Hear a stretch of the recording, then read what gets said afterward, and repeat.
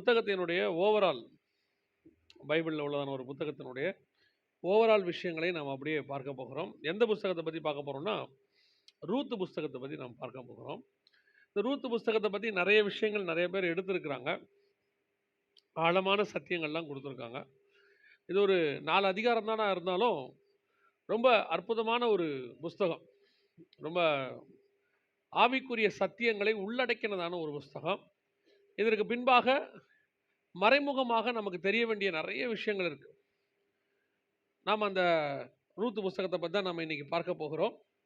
நம்ம அதை பார்க்கறதுக்கு முன்னாடி கண்களை மூடி தேவ சமூகத்தில் ஆண்டவர் நோக்கி பார்ப்போம். சர்வ வல்லமையுள்ள எங்கள் தகப்பனே, இந்த அருமையான மாலை வேளைக்காக உமக்கு நன்றி. உம்முடைய கிருபையுள்ள கரத்தில் எங்களை தாழ்த்துகிறோம். உம்முடைய பாதத்துக்கு படியில் எங்களை சமர்ப்பிக்கிறோம். எங்கள் தேவனாகிய கர்த்தர் எங்களோடு கூட பேச வல்லமையுள்ளவராக இருக்கிறீர். இந்த மாலை வேளை எங்களோடு கூட பேசுங்கப்பா, இடைபடுங்கப்பா. உடைய வசனத்தை எங்கள் மத்தியில் அனுப்புங்க. நாங்கள் கற்றுக்கொள்ள வேண்டிய காரியங்களை, மகத்துவங்களை, ரகசியங்களை எங்களுக்கு வெளிப்படுத்தி கொடுங்கப்பா. உம்மை நோக்கி பார்க்கிறோம். நாங்கள் வெட்கப்படாதபடிக்கு செய்கிறவர் ஒருவர் மாத்திரம். மாலை வேளை எங்களோடு கூட பேசுவீராக, இடைபடுவீராக. எங்கள் ஆண்டவர் இயேசுவின் நாமத்தில் பிதாவே, அல்லேலூயா. ரூத் புஸ்தகத்தை குறித்து வாசித்து கொண்டிருந்த போது நான் ஏற்கனவே ஒரு விஷயம் நிறைய முறை நான் சொல்லியிருக்கிறேன், நம்ம சபையிலையும் சொல்லியிருக்கிறேன். இந்த பழைய ஏற்பாட்டில் கொடுக்கப்பட்டிருக்கிற புஸ்தகங்கள், பழைய ஏற்பாட்டில் கொடுக்கப்பட்டிருக்கிறதான சம்பவங்கள், இதெல்லாம் வெறும் ஒரு சரித்திர குறிப்பு அல்ல, அல்லது ஒரு இன்ஃபர்மேஷன் அல்ல. இவைகளுக்கு பின்னால் ஒரு புதிய ஏற்பாட்டினுடைய ரகசியம் ஒன்று இருக்கும். இந்த நியூ டெஸ்ட்மெண்ட் புதிய ஏற்பாட்டினுடைய ரகசியம் இருக்கும். அந்த ரகசியத்தை நாம் புரிஞ்சுக்கணும். நமக்கும் யூதர்களுக்கும் இஸ்ரவேலர்களுக்கும் என்ன வித்தியாசம், இந்த வேதாகமத்தை பொறுத்த வரைக்கும் என்ன வித்தியாசம்னா, இஸ்ரவேலர்களை பொறுத்த வரைக்கும் இதுக்குள்ள இயேசு கிறிஸ்துவானவர் மறைவா இருப்பார். இந்த இயேசு கிறிஸ்துவானவரை அவங்க வேதத்திலிருந்து கண்டுபிடிச்சு வச்சுக்கிட்டாங்கன்னா, அவர் ஒரு நாள் மாம்சத்தில் வெளிப்படுவார். வெளிப்படும் போது இந்த வசனத்துக்கு உரியவர் வந்திருக்கிறாரு அப்படிங்கிறத அவங்க கண்டுபிடிச்சாங்கன்னா, அவர்கள் இயேசுவை பற்றி கொள்வதற்கு அல்லது இயேசுவை பின்தொடர்வதற்கு அது காரணமாக இருக்கும். உதாரணமா ஒரு பலியை பற்றி சொல்லப்பட்டிருக்கு, பஸ்கா ஆட்டுக்குட்டியை பற்றி, ரத்தத்தை பற்றி சொல்லப்பட்டிருக்கு, இயேசுடைய பிறப்பு, இயேசுடைய மரணம், இயேசுடைய உயிர்த்தெழுதல், இயேசு கிறிஸ்துவோடைய வஸ்திரத்தின் மேல் சீட்டு போடுதல், அவர் பிறக்கும் போது ஒரு கன்னிகையின் வயிற்றில் பிறக்கிறது. இது எல்லாமே பழைய ஏற்பாட்டில் இருக்குது. அத்தனையும் பழைய ஏற்பாட்டில் இருக்குது. இதெல்லாம் படிச்சுட்டு இதை ஓவராலாக இந்த எல்லா வசனத்துக்கும் ஒத்து போகிற ஆள் ஒருத்தர் எதிரில் நிற்பார் ஒரு நாள். அப்போ அவர்தான் மேசியா என்பதை அவர்கள் என்ன செய்வார்கள், புரிஞ்சு கொள்றதுக்கு தான். அதுக்கு தான் ஆண்டவர் சொன்னார், வேத வாக்கியங்களை ஆராய்ந்து பாருங்கள், அவைகள் என்னை குறித்து சாட்சி கொடுக்கிறது. இது அவங்களுக்கு. உங்களுக்கும் எனக்கும் என்ன அப்படின்னு சொன்னால், வந்துட்டு போன இயேசுவை பற்றி எல்லாமே பழைய ஏற்பாட்டில் இருக்கு. இப்போ நமக்கு இயேசுன்னா யாருன்னு தெரியும். இப்போ இந்த நமக்கு தெரிஞ்ச இயேசுவை பழைய ஏற்பாட்டில் எப்படி மறைமுகமாக கொடுத்துருக்காங்கன்றதை கண்டுபிடிக்கணும். அப்படி கண்டுபிடிக்கும் போது வரப்போகிற இயேசுவை நீங்கள் கண்டுபிடிச்சிடலாம். நான் சொல்ல புரியுதா? வந்த இயேசு வரைக்கும் மட்டும் அதில் இல்லை, வரப்போகிற இயேசுவை பற்றியும் அதில் இருக்கு. அவங்களுக்கு தெரியாத ரகசியங்கள், மறைவான காரியங்களை கர்த்தர் நமக்கு வெளிப்படுத்துகிறார். காரணம், அதை எழுதின பரிசுத்த ஆவியானவர் உங்களோடும் என்னோடும் இருக்கிறார். அப்போ அந்த பரிசுத்த ஆவியானவர் நம்மோடு கூட இருக்கிறதுனால நமக்கு அது உள்ளதான மறைபொருள், இயேசுவை பற்றின மறைபொருள், ரகசியங்கள். இப்போ நம்ம அதில் தான் ஒன்று பார்க்க போகிறோம். எனக்கு இதை வாசிக்கும் போது ஆண்டவர் சொல்லிக் கொடுத்த ஒரு விஷயத்தை, ரூத் புஸ்தகத்தை ஆண்டவர் சொல்லிக் கொடுத்த சில விஷயங்களை தான் பார்க்க போகிறோம். முதலாவது, இந்த ரூத் புஸ்தகத்தினுடைய அமைப்பு. ரூத் புஸ்தகத்தினுடைய அமைப்பே நான் சொல்லுவேன், எப்போ இந்த பைபிளில் ஒவ்வொரு புக்கும் அமைக்கப்பட்டிருக்கிற விதமே பரிசுத்த ஆவியானவருடைய கிருபை தான். அவர் தான் அமைச்சிருக்கிறார். இப்போ உதாரணத்துக்கு நீங்கள் பார்த்தீங்கன்னா, யோபு புஸ்தகம் எழுதப்பட்டது எப்போ, அதான் ஃபர்ஸ்ட் புக்குன்னு சொல்லுவாங்க. ஆனால் யோபு புஸ்தகம் வந்த இடம் வேறையா இருக்கும். முதல்ல 5 புஸ்தகம் வேறையா இருக்கும். இப்போ அதே மாதிரி நம்ம புதிய ஏற்பாட்டில் எடுத்துக்கோங்க, ரோமர்லேருந்து தெசலோனிக்கேயர் வரைக்கும் 7 சபைகளுக்கு இருக்கும். ரோமர், கொரிந்தியர், கலாத்தியர், எபேசியர், பிலிப்பியர், கொலோசையர், நமக்கு எல்லாருக்கும் நீங்கள் பார்த்துருப்பீங்க இல்லையா? அந்த எபேசியர்லேருந்து அதுக்கப்புறம் அடுத்த தெசலோனிக்கேயர் வரைக்கும் வரும். இது பார்த்தீங்கன்னா 1 தெசலோனிக்கேயர், 2 தெசலோனிக்கேயர், 1 கொரிந்தியர், 2 கொரிந்தியர் அப்படிலாம் இருக்கும். ஆனால் மொத்தமே 7 சபை தான் இருக்கும், ரோமர்லேருந்து தெசலோனிக்கேயர் வரைக்கும். கரெக்டாக ரோமர் பார்த்தீங்கன்னா ரட்சிப்பை பற்றி ஆரம்பிக்கும். கொரிந்தியரில் ஞானஸ்நானத்தை பற்றி பேசுவார். கலாத்தியரில் பரிசுத்தாவியை பற்றி பேசுவார். பரிசுத்தாவின் வரங்கள், பரிசுத்தாவினுடைய கனிகள், இதெல்லாத்தையும் பற்றி பேசுவார். கடைசியாக பார்த்தீங்கன்னா தெசலோனிக்கேயரில் வருகையை பற்றி பேசுவார். அதிகமாக வருகையை பற்றி இருக்கும். ரட்சிப்பில் ஆரம்பித்து வருகையில் முடியும். இந்த 7 இருக்கும். ஆனால் எழுதப்பட்ட போது எது ஃபஸ்ட்டு எழுதுனதுன்னு பார்த்தீங்கன்னா தெசலோனிக்கேயர் தான் ஃபஸ்ட்டு எழுதினார். பவுல் லெட்டர்னு எழுதுனது ஃபஸ்ட்டு எழுதுனது தெசலோனிக்கேயர் தான். ஆனால் அமைக்கப்பட்டிருக்கிற விதத்தை பார்த்தீங்கன்னா ரோமர்லேருந்து தெசலோனிக்கேயர் வரைக்கும் இருக்கும். கரெக்டாக அந்த 7 உபதேசங்கள் வரும். அதே மாதிரி தான் சொல்கிறேன், இந்த ரூத்து புஸ்தகத்தினுடைய அமைப்பு இதை எங்கே கொண்டு வந்து ஆண்டவர் வச்சிருக்கிறாரு அப்படின்னு பார்த்தீங்கன்னா, இதை எழுதுனது ஆள் யாருன்னா சாமுவேல். ஆனால் சாமுவேலுக்கு முன்னாடியே அது இருக்கும். இந்த ரூத்து புஸ்தகத்தை எழுதுனது யாருன்னு சொல்லி நீங்கள் சரித்திரத்தை பார்த்தீங்கன்னா சாமுவேல் தான் எழுதியிருக்க கூடும்னு சொல்லி அங்கே இருக்கு. ஆனால் இந்த புஸ்தகம் அமைக்கப்பட்டது சாமுவேல் புக்கு கொஞ்சம் முன்னாடி. எதுக்கு அப்புறம்? நியாயாதிபதிகளுக்கு அப்புறம். நியாயாதிபதிகளுக்கு அப்புறம் சாமுவேலுக்கு முன்னாடி ரூத் இருக்கும். ரூத் யாருன்னா இஸ்ரவேல் பெண் அல்ல. ரூத் வந்து மோவாபிய ஸ்திரீ. ரூத் வந்து ஒரு புறஜாதியார். ஏன் இந்த புக்கு இந்த இடத்துல வந்திருக்குது அப்படின்னு சொல்லி நீங்கள் கேட்டீங்கன்னு சொன்னால், இயேசு கிறிஸ்துனுடைய ஊழியம் 2 வகையான ஊழியம் நம்ம எல்லாருக்கும் தெரியும். இயேசு கிறிஸ்துனுடைய முறைமை ராஜாவாகவும் ஆசாரியராகவும் அழைக்கப்பட்டார். ராஜாவாகவும் ஆசாரியராகவும் அழைக்கப்பட்டிருக்கிறார் அவர். அப்படி இருக்கும்போது இந்த ஆசாரிய ஊழியம் முடிவடைகிறது எங்கே முடிவடைகிறதுனா நியாயாதிபதிகள் புஸ்தகத்தில் முடிவடையும். அதோட ராஜாக்கள் ஊழியம் தொடங்குது. சாமுவேல் தான் ராஜாவை முதல் ராஜாவை அபிஷேகம் பண்ண போறாரு. 1 சாமுவேலில் ராஜா வந்துட போறாரு, சவுல் வர போறாரு. நியாயாதிபதிகள் ஊழியம் முடிஞ்சு ராஜா ஊழியம் தொடங்குது. நியாயாதிபதி யாருன்னா ஆசாரியன் தான் நியாயாதிபதியாக இருப்பார். ஆசாரிய ஊழியம் முடிஞ்சு ராஜா ஊழியம் தொடங்கிறதுக்கு முன்னாடி புறஜாதி ரூத்து உள்ள வராங்க. அதோட அர்த்தம் என்னன்னா, இயேசு கிறிஸ்துவானவர் மெல்கிசேதேக்கின் முறைமையின்படி ராஜாவாகவும் ஆசாரியராகவும் அழைக்கப்பட்டார். அவர் வந்து ஆசாரிய ஊழியத்தை முடிச்சிருக்கிறார். இன்னும் ராஜா ஊழியத்தை அவர் தொடங்கலை. ராஜா ஊழியம் எப்போ தொடங்கினா பகிரங்க வருகையில் தான் தொடங்கும். அவர் பகிரங்க வருகையில் வந்து ஆயிடவர் அரசாட்சி செய்வார். இந்த ராஜா ஊழியத்துக்கும் ஆசாரிய ஊழியத்துக்கும் நடுவில் புறஜாதி சபையாகிய நீங்களும் நானும் உள்ளே வரணும். நீங்களும் நானும் உள்ளே வந்து இந்த புறஜாதி சபை வழியாக அடுத்து இஸ்ரவேலுக்குள்ளே போகணும். இந்த வெளிப்பாடு தான் இது உள்ளே இருக்கும். சம்பந்தமே இல்லாமல் ரூத் உள்ளே வரும். 4 அதிகாரம் உள்ளே வந்துட்டு போகும். உள்ளே வந்து இந்த புறஜாதி சபை உள்ளே வந்து இஸ்ரவேலுக்கு என்ன செய்யுது அப்படிங்கிறது தான் மிகப்பெரிய நிழல் அல்லது மிகப்பெரியதான ரகசியம். அதை அப்படியே நாம் செஞ்சுக்கிட்டு இருக்கிறோம். புதிய ஏற்பாடு சபை இப்போ நாம் இயேசுடைய ஆசாரிய ஊழியம் முடிஞ்சிருக்குது, இன்னும் ராஜா ஊழியம் தொடங்கலை. கரெக்டாக நாம் இப்போ உள்ளே வந்திருக்கிறோம். ரூத் மாதிரி நாம் எப்போ முடிச்சுட்டு வெளியே போகிறோமோ அடுத்து ராஜாக்கள் ஊழியம் தொடங்கும். இயேசு கிறிஸ்து ராஜாவாக பகிரங்கமாக வரப்போகிறார். அல்லேலூயா. இந்த ரூத் புஸ்தகனுடைய அமைப்புக்கும் புதிய ஏற்பாட்டு சபையினுடைய அமைப்புக்கும் ஒரே அமைப்பு. இதைத்தான் ஆண்டவர் இந்த ரூத் புஸ்தகத்தை பழைய ஏற்பாட்டில் கரெக்டாக அமைச்சிருப்பார். 2வது, இந்த ரூத்தை ஏன் ஆண்டவர் உள்ளே கொண்டு வந்தார் அப்படிங்கிறது இன்னொரு ரகசியம். ரொம்ப அற்புதமாக இருக்கு. நீங்கள் நல்லா கவனித்து பார்த்தீங்கன்னா, இந்த ரூத்தோடைய வம்சம் வந்து லோத்தினுடைய வம்சம். லோத்துடைய மகள்கள் தவறி போகிறார்கள். தவறி போன பிறகு 2 பிள்ளைகள். பெண் பிள்ளைகளுக்கும் பிறக்கிற பிள்ளைகளில் ஒன்று மோவாபியர், இன்னொன்று அம்மோனியர். இவங்க 2 பேரும் இருக்கிறாங்க. இப்போ என்ன நடக்குது? ரூத்து உள்ளே வரணும். ரூத்து உள்ளே வர்றதுக்கு முன்னாடி லோத்து மோவாபுக்கு தகப்பன். அவர் ஆபிரகாமோடு வரார். அவர் வந்துட்டு ஆபிரகாமை விட்டு பிரியிறார். நல்லா கவனிச்சுக்கொள்ளுங்க. ஆபிரகாம் விட்டு பிரியிறார். பிரியும் போது எப்படி பிரிஞ்சாங்க 2 பேரும் அப்படின்னு சொன்னால், லோத்துக்கு ஒரு டெஸ்ட் வைக்கப்படுகிறது. நான் சொல்ல புரியுதா? லோத்துக்கு ஒரு டெஸ்ட் வைக்கப்படுது. அந்த டெஸ்ட்டில் 13ஆம் அதிகாரம் ஆதியாகமத்தின் புஸ்தகத்தில் இருக்கு. அந்த டெஸ்ட்டில் லோத்துவை பார்த்து 9-10 வசனத்தில் ஆபிரகாம் ஒரு காரியம் சொல்றார். வாசிங்க. ஆதியாகமத்தின் புஸ்தகம் 13ஆம் அதிகாரம் 9-10 வாசிங்கள். இந்த தேசம் எல்லாம் உனக்கு முன்பாக இருக்கிறது. நீ என்னை விட்டு பிரிந்து போகலாம். நீ இடதுபுறம் போனால் நான் வலதுபுறம் போகிறேன். இப்போ இவர் பிரிஞ்சு போயிட்டாரா? யாரு? மோவாபுக்கு தகப்பன். இப்ப திருப்பி மோவாபை கொண்டு வந்து ஆண்டவர் எங்க சேர்க்கணும்?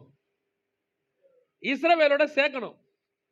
இப்போ ஆபிரகாம் கூட வந்த லோத்து பிரிஞ்சு போனதுனால அது அவருடைய டிசிஷன். மந்தை ரொம்ப அதிகமா இருக்குது. இப்போ 2 பேரும் ஒரே கானானுடைய விஷன்ல வந்தவங்க. ஆபிரகாமுக்கு கானான் விஷன் கொடுக்கும்போது லோத்துவும் என்ன செய்றாரு? கூடவே வராரு. எல்லா சூழ்நிலையிலும் கூட வராரு. எல்லாரும் பிரிஞ்சு போன பிறகு அவரும் கூட நிற்கிறார். ஆரான்ல ஆண்டவர் வந்து தேராக பிரிஞ்சு வான்னு சொல்லும்போது இவர் என்ன செஞ்சிட்டாரு? ஆபிரகாமோடு கூட வந்துட்டார். அப்படி வந்த லோத்து இந்த இடத்துக்கு வரும்போது வசனம் சொல்லுது, ஆஸ்தி அதிகமாக இருந்தபடினால், மிகுதியாக இருந்தபடினால பிரிஞ்சு போலான்னு சொல்லிட்டாரு. இப்போ அவருக்கு ஒரு டிசிஷன் கொடுக்கப்படுது. நீ டிசைட் பண்ணுப்பா, நீ எந்த பக்கம் போறியோ நீ போப்பா அப்படின்னு சொன்ன உடனே லோத்து தன் கண்களை ஏறெடுத்து பார்த்து அப்படின்னு சொல்லிட்டு பிரிஞ்சு போறாரு. இப்போ இந்த வெளியே போன லோத்தினுடைய வம்சம் திருப்பி எங்க வரணும்? இஸ்ரவேலுக்குள்ள வரணும். வரும்போது அதே டெஸ்ட் நகோமியின் வழியாக ஆண்டவர் ரூத்துக்கு வைக்கிறார். Same test. இப்போ ரூத்தை பார்த்து நகோமி சொல்ற வார்த்தை என்ன? அந்த இடத்துல 1ஆம் அதிகாரம் 15வது வசனம். இதோ உன் சகோதரி தன் ஜனத்திடத்துக்கும் தன் தேவர்களிடத்திற்கும் திரும்பி போய்விட்டாலே நீயும். அதற்கு ரூத்து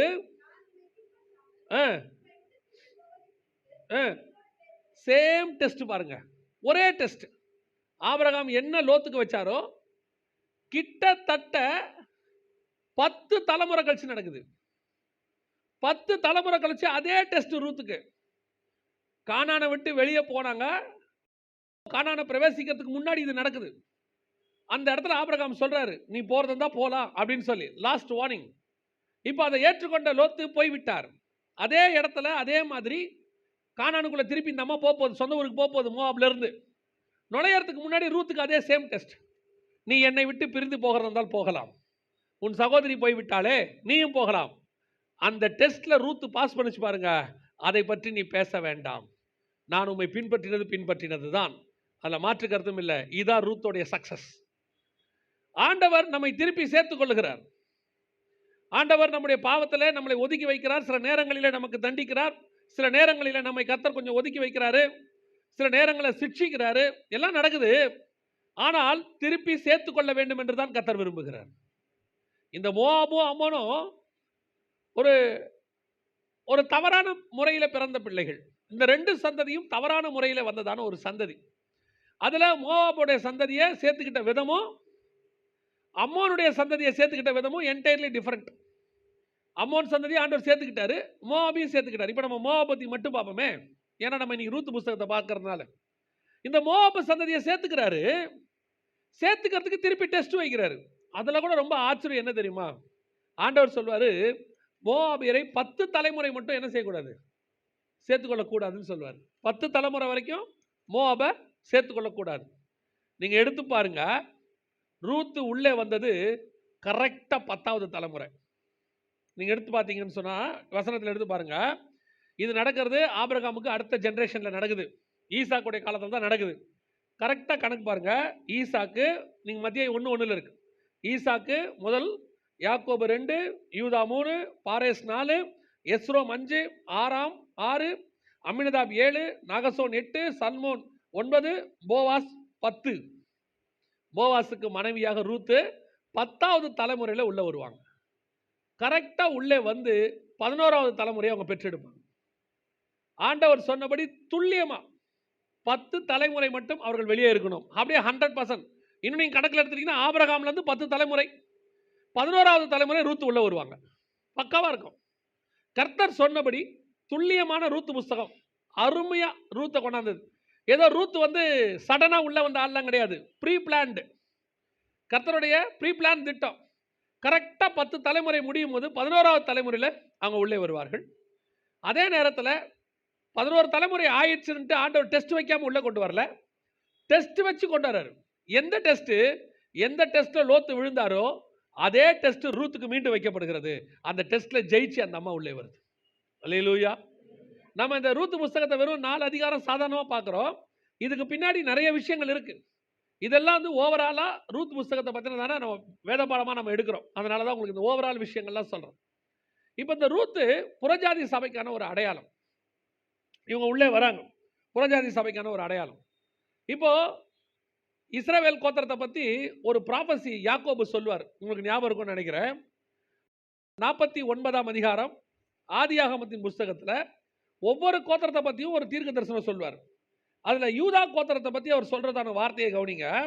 9வது வசனம், யூதா பாலசிங்கம், நீ இறை கவர்ந்து கொண்டு ஏறி போனாய், என் மகனே, சிங்கம் போலும் கிழச்சிங்கம் போலும் மடங்கி படுத்தான், அவனை எழுப்புகிறவன் யார்? இந்த ப்ராபசி இருக்கு பாருங்களேன். யூதா சிங்கத்தை போலவும் கிழச்சிங்கத்தை போலவும் மடங்கி படுத்தான். இது வந்து கடைசி காலத்தில் நடக்க வேண்டிய ப்ராபசி. நல்லா கவனிச்சு பாருங்க. யூதா கோத்திரம் நான் வாசிச்ச வரைக்கும் முதல்ல எங்க யூதா கோத்திரம் மடங்கி படுத்துச்சு அப்படின்னு கேட்டீங்கன்னா, யூதாவுக்கு 3 பசங்க, 3 பேர்ல 2 பேரை கர்த்தர் சாவடிச்சிட்டாரு. 3வது பையனை கொடுக்க மாட்டேன்னு யூதா மறைமுகமா தடை பண்ணிட்டாரு. இப்ப யூதா கோத்திரத்தோட என்னவாயிருச்சு? ஸ்டாப் ஆயிருச்சு. யூதா கோத்திரம் இதுக்கு மேல வரதுக்கு, வளர்ச்சி அடைகிறதுக்கு வாய்ப்பே இல்லை. அதை பத்தி யூதா கவலைப்படலை. ஆனால் யூதா கோத்திரம் மடங்கி படுத்திருக்கிறது. இப்போ இந்த கோத்திரத்தை மீண்டும் எழுப்பணும். கரெக்டா கவனிச்சீங்கன்னா தாமார் உள்ளே வருவாங்க. தாமார் உள்ளே வந்து யூதா கோத்திரத்தை மீண்டும் எழுப்பி, அதனாலதான் யூதா சொல்வாரு, அவள் என்னை பார்க்கிலும் நீதிமான். ஏன்? நான் தேவனுடைய திட்டத்தை மறந்தவனாக இருக்கிறேன். என்னுடைய கோத்திரத்தில் யார் வரணும்? எல்லாரையும் நீதிமானாக்குற இயேசு கிறிஸ்து வரணும். நான் அதை குறித்து கவலை இல்லாதவனாக இருக்கிறேன். ஆனால் அவளோ என் சந்ததி வளர வேண்டும் என்று விரும்புகிறார். நினைச்சிருந்தா தாமார் என்ன பண்ணிருக்கலாம்? வேற யாராவது திருமணம் பண்ணிட்டு போயிருக்கலாம். ஆனால் அப்படி போகாதபடி யூதா கோத்திரம் வரணும் தான் விரும்புகிறார். மடங்கி படுத்த யூதா கோத்திரத்தை மீண்டும் எழுப்பின தாமார். அதுக்கு தான் மத்தேயு அவங்க பேர் வரும். யூதா தாமார் இடத்துல பாரேசை பெற்றார். 2வது யூதா கோத்திரம் எங்க மடங்கி படுத்துச்சு? இங்க மடங்கி படுகுது. போவாஸ் என்ன ஆகுறாரு? போவாஸுக்கு பிள்ளை இல்ல, போவாசுடைய கோத்திரம் படுத்து கிடக்கு. இப்ப இந்த இடத்துலையும் போவாசின் கோத்திரத்தை என்ன செய்யணும்? அந்த வழியா யூதா கோத்திரம் வரணும், எக்ஸ்டெண்ட் ஆகணும். போவாஸ் யாருன்னா பயங்கர வயசான ஆளு, பயங்கர வயசானவர். அதனால அவர் சொல்றாரு ரூத்தை பார்த்து, வாலிப பையனுக்கு பின்னாடி போகாதபடி வயதானவனுக்கு பின்னாடி வந்தியேங்கிறார். அப்போ யூதா கோத்திரம் இப்ப எப்படி மடங்கி படுத்திருக்குது? கிளச்சிங்கத்தை போல மடங்கி படுத்திருக்கு. இதை எழுப்புகிறவன் யார்? இப்ப இந்த கோத்திரத்தை யார்ப்பா எக்ஸ்டெண்ட் பண்றது? இதோட முடிஞ்சு போய் கிடக்குது. போவாஸ் அதை பத்தி கவலைப்படாமையே இருக்கிறாரேப்பா. இப்ப இந்த போவாஸை, இந்த கோத்திரத்தை மீண்டும் எழப்பண்ணுவதற்கு, அதாவது இயேசு கிறிஸ்து வருவதற்கு ஆயத்தம் பண்ணுவதற்கு புறஜாதி சபையாகிய ரூத் உள்ள வரணும். மடங்கி படுத்தவன் எழுப்புகிறவன் யாருன்னு யாக்கோபுக்கு தெரியல. ஏன் அந்த கொஸ்டின் மார்க்னா, புறஜாதி சபை யாக்கோபுக்கு மறைக்கப்பட்டிருந்தது. புறஜாதி சபையினுடைய காரியங்கள் யாக்கோபுக்கு என்னவாயிருச்சு? மறைக்கப்பட்டிருந்தது.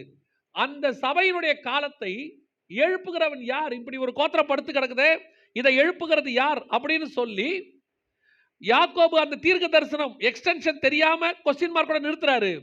அந்த கோத்திரத்தை எழுப்புவதற்கு பிதாவின் ஆதீனத்தில் இருந்த புறஜாதி சபையாகிய நீங்களும் நானும் உள்ளே வந்திருக்கிறோம். அதான் ரூத்தின் கோத்திரம் உள்ள வரும். ரொம்ப அற்புதமா இருக்கும். 3வது இதே மாதிரி கோத்திரம் படுத்து கிடக்கும். எங்க படுத்து கிடக்கும் தெரியுமா? 1 ராஜாக்கள் புஸ்தகம் 1ஆம் அதிகாரத்துல தாவீது வயது சென்றவனாய் விருத்தாப்பியனாய் படுத்து கிடந்தான். இப்பவும் இவன் கோத்திரத்துல பிள்ளைகள் இருக்குது. ஆனா தாவீது எழுந்திருச்சு வாயால சொல்லணும், இவன் தான் ராஜான்னு. தாவீது சொன்னா தான் ராஜா, இல்லைன்னா ராஜா கிடையாது.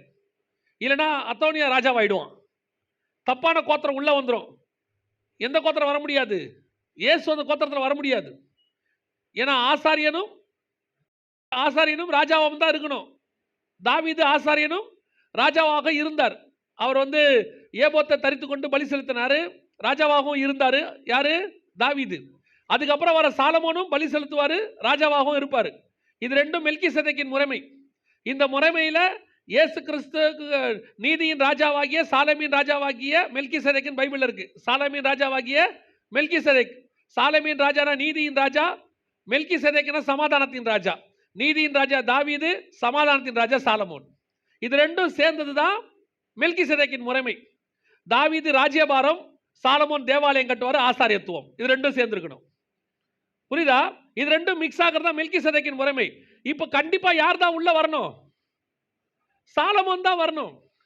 சாலமோனை கொண்டு வரணும் ராஜ்யத்துவத்துக்கு. ஆனா அத்தோனியா பிளான் பண்ணிட்டு இருக்கிறான். இப்ப தாவீது எழுந்திருச்சா தான் சாலமோன்னு அனௌன்ஸ் பண்ண முடியும். இதைத்தான் யாக்கோபு சொல்றாரு, கிழச்சிங்கத்தை போல மடங்கி படுத்தான், அவனை எழுப்புறவன் யார்? இந்த ராஜகுமாரத்திகள் எல்லாம் விட்டுட்டு ஒரு சிறு பெண்ணை தேடினார்கள், அபிஷாக் என்று சொல்லி. அந்த சிறு பெண் தான் கடைசி கால திருச்சபையாக ஆண்டவர் புதிய ஏற்பாட்டு சபையை வச்சிருக்கிறார். நமக்கு அடையாளம் தான் அபிஷாக். இப்படி ஒவ்வொரு இடத்திலும் சிங்கத்தை போல, கிழச்சிங்கத்தை போல மடங்கிப்படுத்தது யூதா கோத்திரம். சிங்கத்தை போல மடங்கிப்படுத்தது எங்க? சிலுவையில இயேசு கிறிஸ்து சிங்கத்தை போல யூத ராஜசிங்கமாய் மடங்கிப்படுத்தார். 3 நாள் அவர் ஏந்திரிக்கல. யாக்கோபுக்கு விஷன் இல்ல. ஐயோ மடங்கி படுத்து கிடக்க, இவரை எழுப்புகிறவன் யார்? இதுக்கு பதில் பேதுரு வந்து சொல்றாரு, நீங்கள் சிலுவையில் இருந்த இயேசுவை பிதாவாகிய தேவன் உயிரோடு கூட எழுப்பினார், நாங்கள் சாட்சிகளாக இருக்கிறோம். அப்போ யூதா கோத்திரமும் எழுந்துச்சு, யூதா கோத்திரத்தினுடைய ஆவிக்குரிய இயேசு கிறிஸ்துவும் உயிரோடு கூட எழுப்பினார். விஷயத்தை யாக்கோபு பார்க்கறான் விஷன்ல.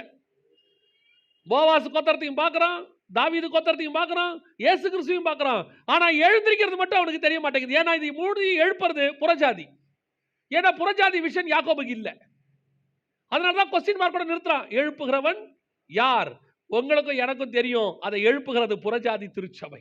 இஸ்ரவேல் கோத்திரம் மடங்கி படுத்தது 2000 வருஷமா காணாம போச்சு. அதுக்கப்புறம் அந்த கோத்திரத்துல இருந்து எப்படி இயேசு வந்தாரு தெரியும். இயேசுக்கு அப்புறம் அந்த கோத்திரம் என்னவாகும் தெரியாது. அன்னைக்கு அவர்கள் மடங்கி படுத்தார்கள். இன்னைக்கும் இஸ்ரவேலர்களுக்கு அந்த விஷன் கிடையாது. இஸ்ரவேலர்களை பொறுத்த வரைக்கும் அவங்க தான் என்னவா இருக்கிறாங்க? தேவ ஜனங்களாக இருக்கிறாங்க. அதான் அவங்களுடைய நோக்கம். ஆனால் அந்த மடங்கி படுத்த இஸ்ரவேல் கோத்திரம் 2000 வருஷமாய் பூமியில இருப்பதற்கு கர்த்தர் சிறு பெண்ணாகிய புறஜாதி சபையை கர்த்தர் பயன்படுத்தி கொண்டிருக்கிறார். நாம தான் எக்ஸ்டன் ஆகி திருப்பி கொண்டு போய் 7 வருஷம் அரசாட்சியில இஸ்ரவேல் கையில் ஒப்படைச்சிட்டு நம்ம மேல போயிடுவோம். இந்த அடையாளம் தான் ரூத் புஸ்தகம். இதுதான் கர்த்தர் வச்சிருக்கிறார். அப்போ இந்த ரூத் புஸ்தகத்தினுடைய அமைப்பும், ரூத் புஸ்தகம் உள்ள வந்ததும், ரூத்தை கர்த்தர் கொண்டு வந்ததும் 100% ப்ரீ பிளான். நம்ம அந்த புறஜாதி சபையா இருக்குது, நீங்களும் நானும் இப்போ இந்த ரூத்துக்கு அடையாளமாக இருக்கிறோம், கொண்டு வரோம். ஆண்டவர் உள்ளே கொண்டு வராரு, பக்காவாக கொண்டு வராரு, சோதிச்சு தான் கொண்டு வராரு. இந்த சோதனையில் நல்லா கவனிச்சு பாருங்க. இதே மோவாபில் 2 சபை இருக்கு. புறஜாதிக்குள்ள 2 வகையான சபை இருக்கு.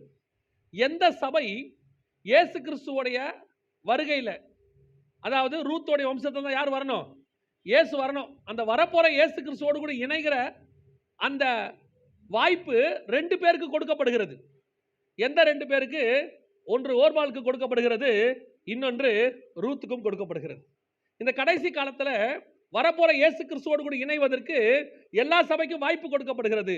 ஆனால் யார் இயேசு கிறிஸ்துவின் ஜீனியாலஜில இணைய போறோம், யார் இயேசுவோட வம்சத்துல இணைய போறோங்கிறது நமக்கு ரூத்து மாடலா வச்சுட்டு போயிருக்கிறார் ஆண்டவர். ரூத்து என்ன செஞ்சாங்களோ அதை நீங்களும் நானும் செஞ்சோம்னா வரப்போகிற இயேசு கிறிஸ்துவின் வம்ச வரலாறுல நீங்களும் நானும் ஜாயின் ஆயிடுவோம். நான் சொல்ல உங்களுக்கு புரியுதா? நான் சொல்ல புரியுதா? ரூத்து வந்தாங்க, நாமளும் இயேசுவை ஏற்றுக்கொண்டு வந்துட்டோம். ரூத்து சொல்ற வார்த்தை, இதை பத்தி இனிமேட்டு பேச வேண்டாம், டெஸ்ட்ல ஜெயிச்சாச்சு, உள்ளே வந்தாச்சு. இப்ப புறஜாதி சபைக்கு அடையாளமா ரூத் இருக்கிறாங்க. ஆனா நீங்களும் நானும் இந்த ஓர்பாலுக்கும் ரூத்துக்கும் 2த்துக்கும் அடையாளம் தான். இன்னைக்கு கடைசி காலத்தில் புறஜாதி சபை 2 வகையா இருக்குது. எது இயேசு கிறிஸ்துவின் வம்சத்தில் போய் ஜாயின் பண்ணும், எது ஜாயின் பண்ணாது அப்படின்னு கேட்டீங்கன்னா, ஓர்பாலும் இதே மாதிரி தான் நகோமியோட தான் வந்தாங்க. ஒப்பு கொடுத்து வந்தவங்கள இன்னைக்கு இருக்கிற சபைகள் எல்லாம் ஒரு காலத்தில் ஒப்பு கொடுத்து வந்த சபை தான். இயேசுவே போதுன்னு வந்தவங்க தான், பைபிள் தூக்கிட்டு வந்தவங்க தான். ஆனால் இந்த ஓர்பாலுக்கும் ரூத்துக்கும் ஒரு டெஸ்ட் வைக்கப்படுகிறது. ஒரே டெஸ்ட் தான். அந்த டெஸ்ட்டில் ஓர்பால் ஃபெயில் ஆகுறாங்க. என்ன என்ன என்ன விஷயத்தில் அவங்க ஃபெயில் ஆகுறாங்க அப்படின்னு கேட்டால், ரூத்து சொல்ற வார்த்தையை நல்லா வாசிங்க. 12வது வசனம் 1:12 வாசிங்க. என் மக்களே திரும்பி போங்கள், நான் வயது சென்றவள், ஒரு புருஷனுடன் வாழத்தக்கவள் அல்ல. அப்படிப்பட்ட நம்பிக்கை எனக்கு உண்டாயிருந்து நான் இன்று இரவில் ஒரு புருஷனுக்கு வாழ்க்கப்பட்டு பிள்ளைகளை பெற்றாலும் அவர்கள் பெரியவர்களாக மட்டும் புருஷருக்கு வாழ்க்கைப்படாதபடிக்கு நீங்கள் பொறுத்திருப்பீர்களோ? அது கூடாது. என் மக்களே, கர்த்தருடைய கை எனக்கு விரோதமாய் இருக்கிறதினால் உங்கள் நிமித்தம் எனக்கு மிகுந்த விசனம் இருக்கிறது என்றான். நல்லா கவனிங்க. இந்த வார்த்தையை கேட்ட உடனே 2 பேரும் எப்படி அழுதாங்க?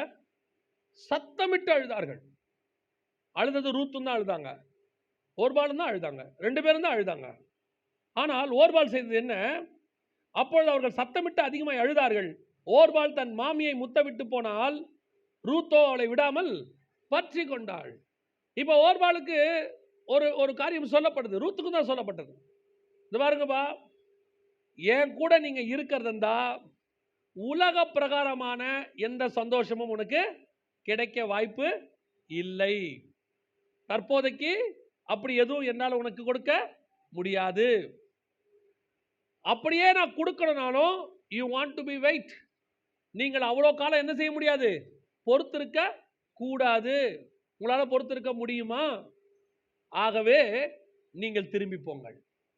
இன்னைக்கு நிறைய பேருக்கு புதிய ஏற்பாட்டு சபையில் கர்த்தர் அனுமதிக்கிற டெஸ்ட் என்னன்னா, இந்த உலக பிரகாரமாக உங்களுக்கு கிடைக்கிற ஆசீர்வாதங்கள், பூமியில் கிடைக்கிற மக்களுக்கு கிடைக்கிற ஆசீர்வாதங்கள் உங்களுக்கு கிடைக்காமல் போகலாம். இன்னைக்கு புதிய ஏற்பாட்டு சபையை பொறுத்த வரைக்கும் சபை எப்படி ஆயிடுச்சு அப்படின்னா, உலக ஆசீர்வாதத்தையும் நான் சுதந்திரிக்கணும், பரலோகம் வரும்போது பரலோகத்துக்கும் நான் போகணும், ரெண்டும் எனக்கு வேணும் அப்படின்னு அவங்க விரும்புகிறாங்க. பழைய ஏற்பாட்டு பரிசுத்தவான்களுக்கு உலக ஆசீர்வாதம் எல்லாம் கிடைத்தது. நீடித்த ஆயுசு, பிள்ளை செல்வம், நிலம், ஆஸ்தி, சம்பாத்தியம் எல்லாம் கிடைச்சிச்சு. ஆனால் வசனம் தெளிவாக சொல்லுது, அவர்களுக்கு வாக்கு தத்தம் பண்ணப்பட்டதை அடையாமல் போனார்கள்.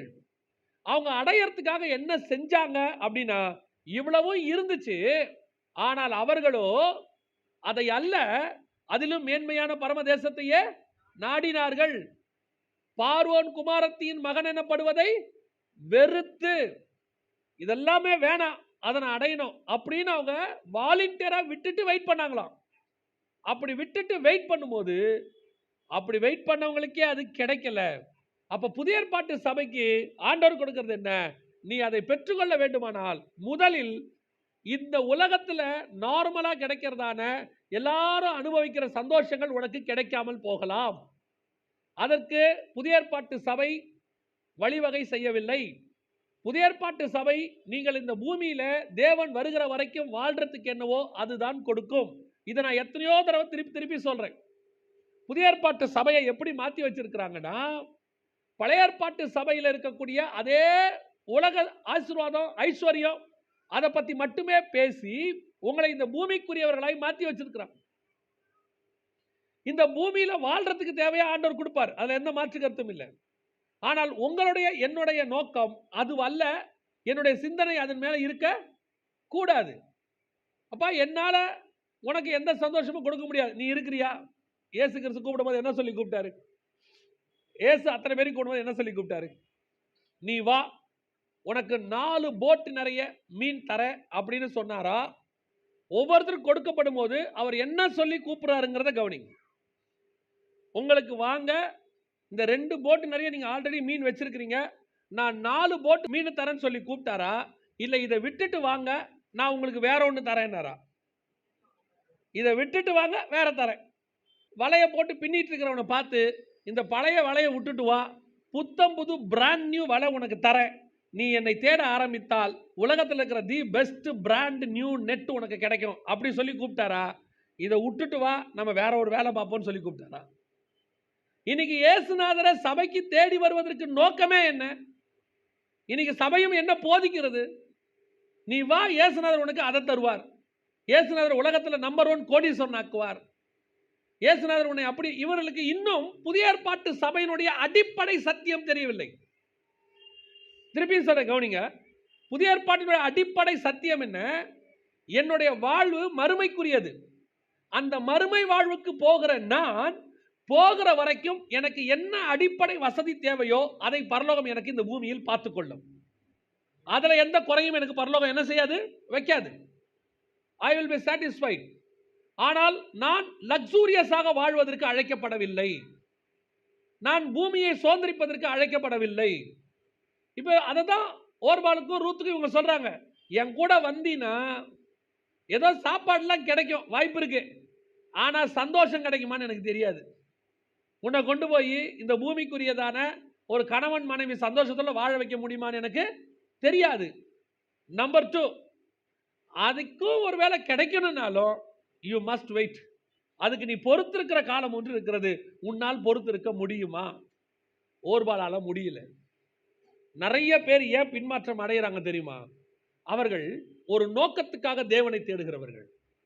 சபைக்கு வரும்போதே ஒரு நோக்கத்துக்காக தான் வராங்க. நான் சொல்லுவேன், சபைக்கு வரும்போது வியாதியா இருக்கு, சுகமாகணும்னு வரோம், அது வேற. சபைக்கு வரும்போது நாங்கள் வந்துட்டு தருத்திரமா இருக்கிறோம், எங்களை ஆண்டவர் கொஞ்சம் ஆசீர்வதிக்கணும், அது வேற. சிலர் இயேசுநாதரை ஆசீர்வாத கடவுளா மாற்றி வச்சிருக்கிறாங்க.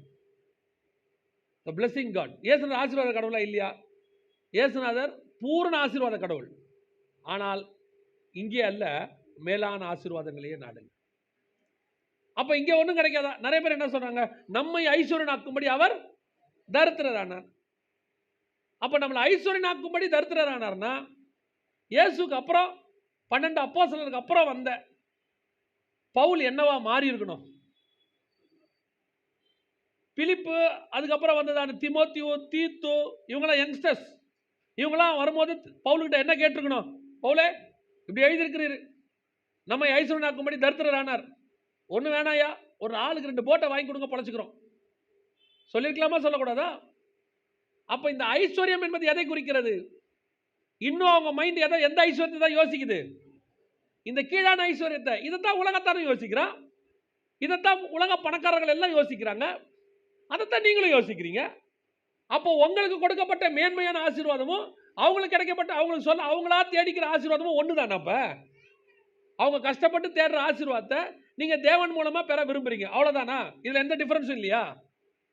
அவங்க என்ன கஷ்டப்பட்டு ராப்பகலா உழைச்சி கஷ்டப்பட்டு தேடினாலும் அவர்களுக்கு கிடைக்காத பிதாவின் வலது பார்சத்தில் இருக்கிற ஆசீர்வாதம் ஒன்று இருக்கு. அதுதான் உங்களுக்கும் எனக்கும் வாக்குத்தத்தம் பண்ணப்பட்டது. அதுதான் கர்த்தர் நமக்கு வச்சிருக்கிறார். இன்னைக்கு நாம அதை தேடாம இப்ப ஆண்டவர் கொடுக்கிற இன்ஸ்ட்ரக்ஷன் இதுதான். இந்த பாருங்க, என் கூட வந்தீங்கன்னா இவ்வளவுதான் கிடைக்கும். ஒரு பெரிய பணக்காரன் வந்து கேட்கிறான், நான் நித்திய ஜீவனை சுதந்திரிக்கணும், என்ன பண்ணும்? இதை விட்டுருப்பா, நீ எதை வச்சிருக்க அதை விட்டுரு. இல்லை எனக்கு அது வேணும் இது வேணும், ரெண்டும் கிடைக்காது. இது ஒன்று, அது இல்லை இது, எது நீயே டிசைட் பண்ணிக்க. அப்போ உங்க கூட வந்தால் என்ன ஆகும்? சாப்பாட்டுக்கு வழி இல்லாமல், அதெல்லாம் நாங்கள் பார்த்துப்போம். ஏன் அந்த கவலையை நீ படாத.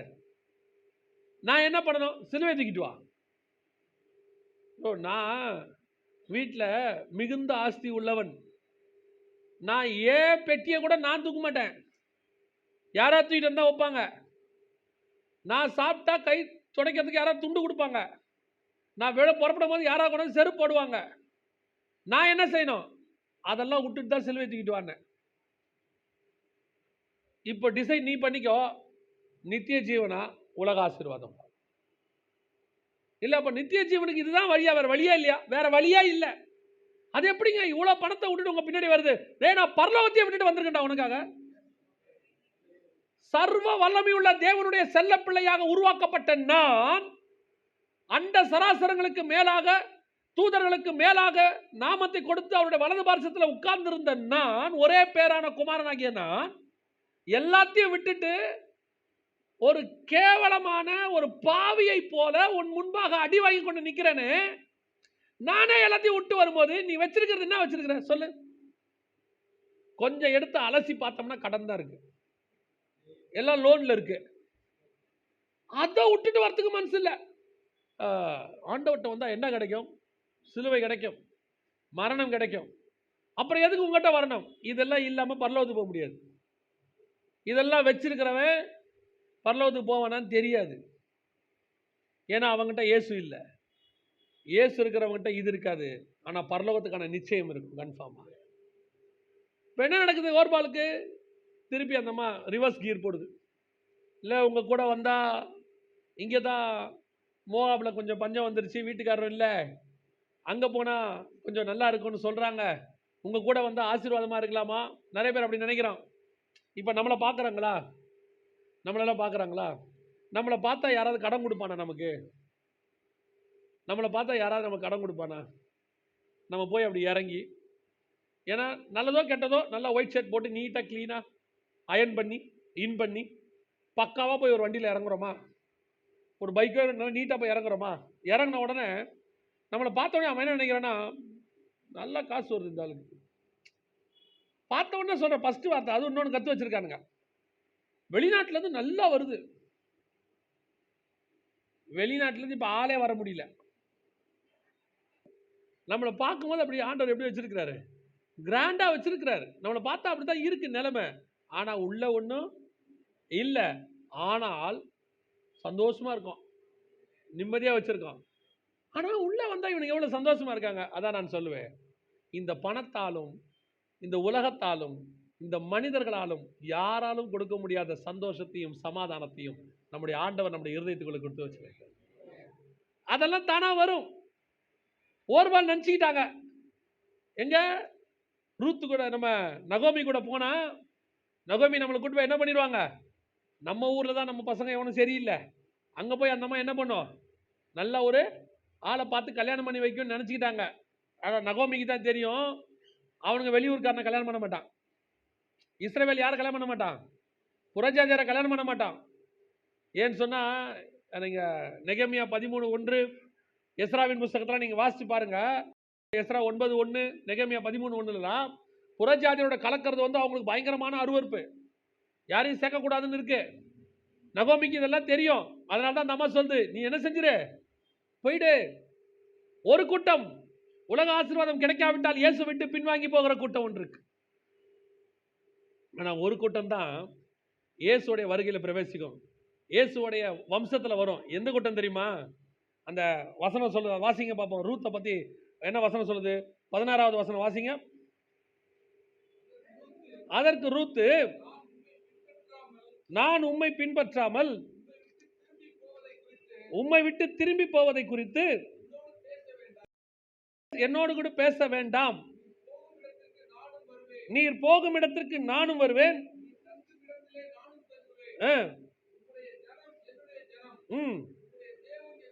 அவ்வளவுதான், நோ மோர் ஆர்குமெண்ட்ஸ். நான் தேவனை தேடுகிறேன்.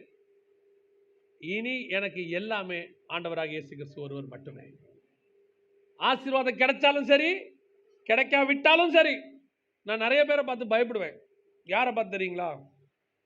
சிலர்லாம் கவுன்சிலிங்க்கு வருவாங்க, ஆலோசனைக்கு வரும்போது பயங்கர பிரச்சனையில் வருவாங்க. கடன் பிரச்சனை, அப்புறம் வந்துட்டு சொத்து பிரச்சனை, அது அண்ணன் தம்பியெல்லாம் ஏமாற்றி சொத்தை எடுத்துட்டாங்க, எப்படியாவது எனக்கு திரும்பி அதெல்லாம் கிடைக்கணும் அப்படின்னு ஒரு எதிர்பார்ப்பில் வருவாங்க. எனக்கு அவங்கள பார்த்தோன்னு ஒரு பயம் வந்துடும். ஏன்னா நம்ம ஆண்டவரை பற்றி தெரியும். நம்ம ஆண்டவர் வந்து கணக்கு தீர்க்கிற ஆண்டவர். ஏன் போச்சு அப்படின்னு இவங்களுக்கு தெரியாது, ஏன் போச்சுன்னு அவருக்கு தெரியும். நான் சொல்றது புரியுதா? நான் ஒரு உதாரணத்துக்கு சொல்கிறேன். இப்போ நம்மக்கிட்ட இருந்து சொத்து போயிருக்கோம். ஆனால் இந்த சொத்து யார் தான் இருக்கும்னா அப்பாவு தான் இருக்கும். அப்பாவுக்கு அந்த சொத்து எப்படி வந்திருக்குன்னா தாத்தா கிட்ட இருந்து வந்திருக்கும். தாத்தா அந்த சொத்தை எப்படி சம்பாதிச்சிருப்பாருன்னா ஊரை உலையில போட்டு சம்பாதிச்சிருப்பாரு, எவன் வயிற்றுலையும் அடிச்சு சம்பாதிச்சிருப்பாரு. தாத்தா சம்பாதிச்ச முறை நமக்கு தெரியாது. தாத்தா கிட்ட இருந்து அப்பா கிட்ட வந்திருக்கோம், இது அப்பாவுக்கும் தெரியாது. ஏன்னா எல்லா அப்பாவும் நல்ல அப்பா தான் நமக்கு. அப்பா கிட்ட இருந்து நமக்கு வந்திருக்கோம். இப்ப நம்ம காலத்துல நம்ம ஆண்டவரை ஏற்றுக்கொண்ட உடனே கர்த்தர் என்ன நினைப்பாரு, இந்த சாபத்தின் பணம் உங்ககிட்ட இருக்க வேண்டாம், இதெல்லாம் போட்டோம், உனக்கு நான் அப்பா, இனிமேட்டு நான் உனக்கு புதுசா தரேன், என்னுடைய ஐஸ்வர்யத்துல நான் எடுத்து உனக்கு உலக பிரகாரம் ஆசீர்வதிக்கிறேன் பாரு. ஆனா வந்தவங்க எதுக்காக வந்திருப்பாங்கன்னா, எங்களுக்கு ஒண்ணு போச்சு பாருங்க, அதெல்லாம் திருப்பி என்ன செய்யணும், கிடைக்கணும் பாங்க. அது வராதுன்னு எனக்கும் தெரியும். அதாவது எங்கிட்ட வந்து சொல்லுவாங்க, எங்க அப்பா அந்த காலத்திலேயே கவர்மெண்ட்ல மிகப்பெரிய போஸ்டிங்ல இருந்து நல்லா சம்பாதிச்சாரு. எப்படி கவர்மெண்ட்ல இருந்து நல்லா சம்பாதிச்சாருனால கொஸ்டின் மார்க் வருது இல்ல? கவர்மெண்ட்ல இருந்து சம்பாதிச்சாருனா தான் கரெக்ட். கவர்மெண்ட்ல இருந்து நல்லா சம்பாதிச்சாருன்னா எங்கேயோ மிஸ்டேக் நடந்திருக்கு. ஏன்னா வர காசுல ஏதோ குடும்பத்தை நடத்தலாம், மிஞ்சி போச்சுன்னா கடனை உடனே வாங்கி ஊருக்கு வெளியே ஒரு அரை கிரவுண்ட் வாங்கலாம். இவ்வளவுதான் முடியும். பிள்ளைகளை படிக்க வைக்கிறது முடியும், இவ்வளவுதான் முடியும். பாருங்க, எங்க ஊர்ல எங்களுக்கு 50 ஏக்கர் எங்க அப்பா வாங்கி போட்டிருந்தாரு. எப்படி கவர்மெண்ட்ல நல்லா சம்பாதிச்சாருன்னா இங்கதான் இருக்கு விஷயம். அந்த 50 ஏக்கரை எங்க சொந்தக்காரங்களாம் ஏமாத்தி எடுத்துக்கிட்டாங்க. கணக்கு தீருது. இதை இவர்கிட்ட சொல்ல முடியுமா? அப்பாவுடைய நல்ல சம்பாத்தியம், நல்லபடியா பங்கிட்டு போயிடுச்சு. இப்ப நீங்க உலக பிரகாரமா என்னவாயிட்டீங்க? கிளீன் ஆயிட்டீங்க. கர்த்தர் அந்த பாவத்துல இருந்து உங்களை என்ன பண்ணிட்டாரு? விடுதலை ஆக்கிட்டாரு. இப்போ உங்களை பரம தகப்பன் அவருடைய சம்பாத்தியிலிருந்து ஐஸ்வர்யத்திலிருந்து உங்களை ஆசீர்வதிப்பார். இதுக்கு கொஞ்சம் என்ன ஆகும்? டைம் ஆகும் இல்லையா? உடனே வராதே. என்னதான் நம்ம ஆசைப்பட்டாலும் 10 மாசம் ஆனதானே குழந்தை வரும். வயிற்ற தடவிக்கிட்டே இன்னைக்கு காலையில கொஞ்சம் பார்த்தா நல்லா இருக்கணும், 3ஆம் மாசம் வெளியே வந்து தலையை மட்டும் காட்டிட்டு உள்ள போகுமா? அதுக்கு ஒரு காலத்தை கர்த்தர் என்ன பண்ணியிருக்காரு? ஏன்னா பேதுரு புஸ்தகம் சொல்லுது, ஏற்ற காலத்தில் உயர்த்தும்படிக்கு அவருடைய பலத்த கரத்துக்குள் அடங்கி இருங்கள்னு இருக்கு. அது there is a time for each and everything. அப்போ ஒவ்வொருத்தரையும் உயர்த்தணும் பாருங்களேன். அதே நேரத்தில் நம்மளையும் சரி பண்ண வேண்டியிருக்குதுக்கு நடுவில். ஏன்னா கர்த்தர் ஆசீர்வாதத்தை கொடுத்தா இவன் அந்த ஆசீர்வாதத்தை வச்சுட்டு என்ன ஆட்டம் ஆடுவான் ஆண்டவருக்கும் நல்லா தெரியும். நாங்கள் யார் தெரியுமில்ல, அந்த காலத்துல ராஜா மாதிரி இருந்தவங்க. இப்போ ஆண்டவர் எங்களை எப்படி ஆசீர்வதிக்க தெரியுமில்ல அப்படின்ட்டு இவன் எல்லாரையும் ராஜா மாதிரி நடத்த ஆரம்பிச்சிருவான். இவனை முதல்ல தாழ்மையை கொண்டாடணும், எவ்வளோ பணம் வந்தாலும் பெருமை வராது அப்படி மாற்றுக்கணும். சிலருக்கு வாயில பெருமை இருக்காது, கண்ணில் பெருமை இருக்கும். அதனால நம்மளை ஏற்ற காலம்னா என்னன்னா, அந்த பெருமை வராம அதெல்லாம் வரா வரைக்கும் கர்த்தர் என்ன செய்வார்? நீங்கள் பார்த்துருக்கீங்களா? சில ஆட்களுக்கு ரட்சிக்கப்பட்டு வந்துடும், சபைக்கு வந்துருவாங்க. அவங்க கர்த்தர் கொஞ்சம் அப்படி ஆசீர்வதிச்ச உடனே ஒரு செயின் போட்டு மேல் பட்டை திறந்து விட்டுருவான். பார்த்துருக்கீங்களா? என்னன்னு கேட்டால் அவர் பெருமையாக பேச மாட்டார், நெஞ்சு தானா மேலே வந்துடும். சிலது இந்த நல்ல நீளமாக 5 புடி 7 புடின்னு ஊர்லலாம் செயின் இப்படி பிடிக்கிறது போட்டு டாலரை போட்டு வெளியே இங்கே விட்டுருப்போம். அது சர்ச்சுக்கு வரும்போது மட்டும்தான் இங்கே இருக்கும். நைட்டு படுக்கும்போது சுருட்டி லாக்கருக்குள்ளே இருக்கும். என்னன்னா நைட்டு எவனா திருடிட்டு போயிடுவான்னு பயம். அது ஒரு நம்பிக்கையில் சர்ச்சுக்கு வந்திருக்கு, இங்கே எவனும் திருட மாட்டான், இங்கே இருக்கவனா நல்லவன் அப்படின்னு. நீங்கள் வேணா ஷூ ஸ்டாண்டில் வச்சுட்டு போய் பாருங்க. அப்படி ஒரு பெருமை. ஆண்டவர் நாங்கள் பட்ட கஷ்டத்திற்கு எங்களை ஆசீர்வதித்திருக்கிறார். பட்ட கஷ்டத்துக்கெல்லாம் ஆசீர்வதிக்கணும்னா நம்பர் 1 ஆசீர்வதிக்கப்பட வேண்டிய ஆளு பவுல் தான். அவர் அவ்வளோ கஷ்டப்பட்டார். எதுக்காக?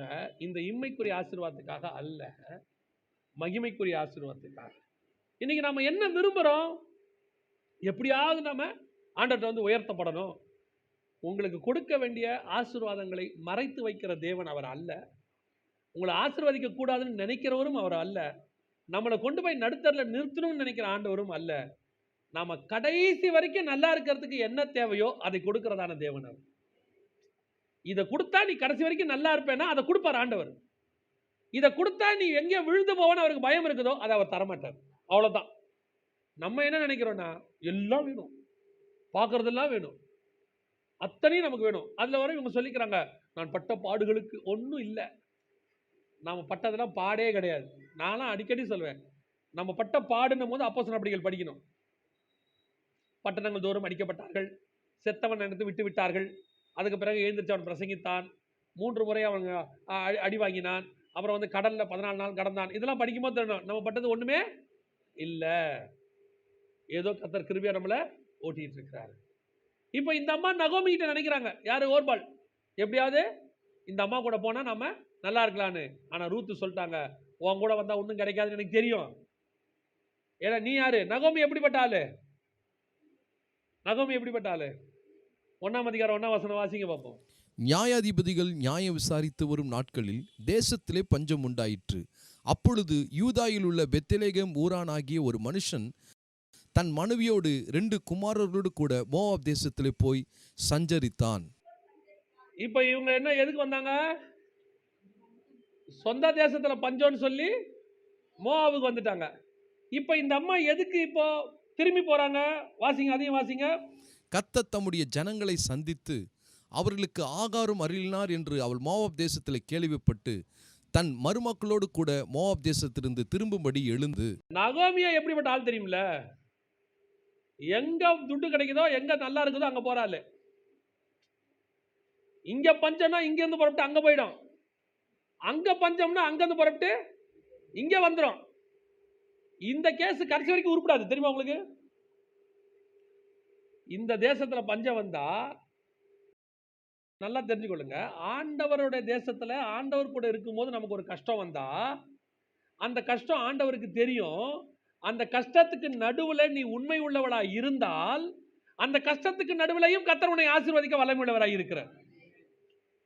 உடனே இவங்க என்ன முடிவு பண்ணிட்டாங்க, நாங்க ஒரு 6 வாரம் அந்த சர்ச்சுக்கு போய் பார்த்தோம், ஒரு 2 வருஷம் போய் அந்த சர்ச்சுக்கு போய் பார்த்தோம், ஒன்றும் மாற்றம் இல்லை, அப்படியே தான் இருக்கு. அங்க போனோம் எப்படியாவது ஆசீர்வதிக்கப்படுவோன்னு பார்த்தோம், நிலைமை இன்னும் மோசமாயிருச்சு. அதனால என்ன பண்ணீங்க, அங்கிருந்து திருப்பி இன்னொரு சர்ச்சுக்கு போனோம். ஏன், அந்த சர்ச்சில் இருக்கிறவங்க எல்லாருமே கோடீஸ்வரனும் காருமா வச்சிருக்காங்க. அங்க இருக்கிறவர் என்ன போதிக்கிறாருன்னா, உன்னை கர்த்தர் உன்னை பலூகி பெருக பண்ணுவார். இதுக்கு முன்னாடி போன சர்ச்சில் என்ன சொன்னாங்க, நீ சிலுவை சுமக்க வேண்டும், நீ மரிக்க வேண்டும், உன்னை நீயே சிலுவையில் இறந்திருக்க வேண்டும், நித்திய ஜீவனை சுதந்திரிக்கணும். இது கேட்க கொஞ்சம் கஷ்டமா இருக்கு. இது கொஞ்சம் பஞ்சகாலம், இங்க ட்ரையா இருக்கு. மெசேஜ் எப்படி இருக்கு, ட்ரையா இருக்கு. அங்க எப்படி இருக்கு, இந்த வருஷம் கோல்டன் வருஷம், நீங்க பலுகி பெருகி எல்லாருமே 110 கிலோவாக மாறுவீர்கள். இன்னைக்கு நம்மால என்ன நினைக்கிறான், சரி இந்த பெத்லகேமை விட அந்த மோவாபு நல்லா இருக்கு பார்க்குறான். இந்த பாஸ்டர் பைக்கில் போய்கிட்டு இருக்காரு, அவரு நல்லா ஆடி காரில் வர்றாரு, அப்போ கொஞ்சம் அங்கே நல்லா தானே இருக்கு. நம்ம சொல்லும் போதே நம்ம கொஞ்சம் எப்படி இருக்கு கேட்கறதுக்கு, ஆடி கார் பாஸ்டர் இது எப்படி இருக்கு, ஆட்டங்கான்ற ஒரு 2 வீலர் பாஸ்டர் இது எப்படி இருக்கு. அவன் என்ன நினைக்கிறான், உங்க பாஸ்டரே நல்லா இல்லை, அப்புறம் எப்படா நீ நல்லா இருப்ப. கேட்கும் போதே அப்படிதான் கேட்குறான். இயேசுநாதர்கிட்ட வந்து கேட்குறாங்க, நீர் வருகிறவர் நீர் தானே, இன்னொருவர் வர வேண்டுமா, யோவான் கேட்டு வர சொன்னாரு, என்ன பண்ணலாம், நீங்க பதில் சொன்னா போய் சொல்லிடுவேன். வந்து என் கூட வா. வரான், வந்து பார்க்குறான், பார்த்தா மனுஷகுமாரனுக்கோ தலை சாய்க்க இடம் இல்லை. இவரே ஒரு வனசஞ்சாரி, இவரே வனாந்தரத்தில் தூக்குறவர், சாயங்காலமான வனாந்தரத்துக்கு போயிடுவார், ஊருக்குள்ள இடம் இல்லை இவருக்கு. ஏன்னா இவருக்கு எவனும் வீடு கொடுக்க மாட்டான். 13 பேருக்கு இப்பயாவது எவனா வீடு கொடுப்பானா. நீங்க போய் ஒரு வீடு தேடுங்க. எத்தனை பேர் வீட்டில், 13 பேர். 13 பேரா, இல்ல வீடு இல்லை. ஏன்னா 4 பேர் ஓகே நியாயம், அது என்ன 13 பேர். நாங்க 13 பேர் தான், ஆனா பார்க்க 5000 பேர் வருவாங்க காலங்கத்தால. அவரை பார்த்த உடனே அவர் முடிவெடுக்கிறான், இவரு ராஜாவா வரவர் இல்ல, இவர் தேவன். அதனால தான் அப்படியே பின்னாடி போயிட்டான், இயேசுக்கு பின்னாடி. அவன் திருப்பி யோவான்ட்டியே போல. யோசிச்சு பாருங்க, இயேசுக்கு பின்னாடி வந்தவன்லாம் யாரு, வலையை விட்டுட்டு வந்தவன், படகை விட்டுட்டு வந்தவன், கூட இந்த 2 பேரும் ஜாயின் ஆகிட்டான். ஏன், 10 பேர் ஏற்கனவே இருக்கான், நம்மளும் ஜோதியில் ஐக்கியமாயிருவோம். ஏன், இயேசுநாதர் கூட இருந்தா வீடு இல்லடா, வாசல் இல்லை, ஆனா நைட்டெல்லாம் உட்காந்து அவர் கூட வசனம் பேசலாம்டா, அவர் அற்புதமான காரியங்களை பேசி கொண்டு இருப்பார். நைட்டு தேவ தூதர்கள் வருவாங்க, காலங்காத்தால இவர் பிதா கிட்ட பேச போவார். இதெல்லாம் பார்த்து அந்த ஸ்பிரிச்சுவலா பார்த்து முடிவு எடுக்கிறான், டிசைட் பண்ணி. இந்த யார் மாதிரி, நகோமி மாதிரி. நகோமி யாரு, அங்க பிளஸிங்னா அங்க போயிடும், இங்க பிளஸிங்னா இங்க போயிடும். சில ஆட்கள் அப்படி இருக்கு, எங்கெங்கெல்லாம் ஆசீர்வாதம் இருக்கோ அங்கங்கெல்லாம் போகும். ஆண்டவர் சொல்றார் ஈசாக்க பார்த்து, பஞ்சம் தேசத்துல தலை விரிச்சு ஆடுது, நீ எகிப்துக்கு போலான்னு நினைக்கிற, போகாத, இங்கேயே இரு. ஏன், தேசத்தில் பஞ்சம் வந்தால் பஞ்சத்தை அனுமதித்த ஆண்டவர் அங்க இருக்கிற நீதிமான்களை சாக கொடுக்கவே மாட்டார் ஒரு நாள். அவைகளுக்கு நடுவில் நீதிமான்களை கர்த்தர் ஆசீர்வதிப்பார். ஈசாக்கு துறவு தோண்டினான், அந்த வருஷத்தில் கர்த்தர் 100 மடங்கு அவனை ஆசீர்வதிப்பார். ஊரே பஞ்சத்தில் இருக்கியா, எங்களை மட்டும் 100 மடங்கு கர்த்தர் ஆசீர்வதிச்சிருக்கிறார். ஏன், உங்க அப்பா இப்படித்தான் ஒரு நாள் பஞ்சம் வந்துச்சு எகிப்துக்கு போனாரு, வரும்போது யாரோட வந்தாரு, ஆகார கூட்டிட்டு வந்துட்டாரு.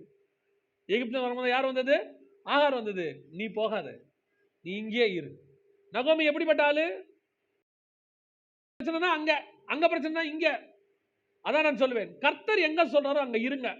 அது பஞ்சத்தின் இடமோ கஷ்டத்தின் இடமோ இல்லைங்க. இந்த ஊர்ல எல்லா ஆபீஸும் மூடுறாங்க, கர்த்தர் உன்னை அங்க இருக்க சொல்றாரா இரு. ஓ ஆபீஸை மட்டும் மூட மாட்டாங்க.